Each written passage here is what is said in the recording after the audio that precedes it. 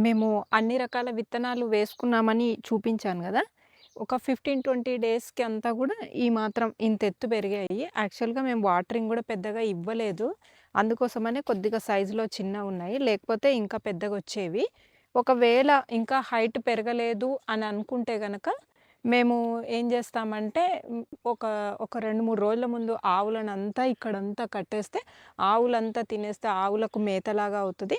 ఆ తర్వాత రూట్స్ ఉంటాయి గదా! ఆ రూట్స్‌నంతా గూడా మళ్ళీ రోటవేటర్‌తో దున్నించేసి ఇక్కడ పసుపు, అల్లం ఇదంతా వేసేసుకుంటామనమాట. ఇంకొక 1 వీక్ అయితే మొత్తం ఇవంతా గూడా దున్నేసేస్తాము. ఇదిగోండి ఇవంతా గూడా ఏసేసుకున్నాము జనుము, జీలక. ఇవి అల్లం, పసుపు ఇవన్నీ వేయడం కోసము.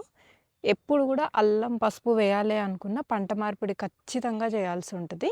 లాస్ట్ ఇయర్ అయితేనేమో అటువైపేసుకున్నాము. మామిడి చెట్లకి అటువైపేసుకున్నాం. ఈ సంవత్సరం ఇటువైపేసుకుంటున్నాము.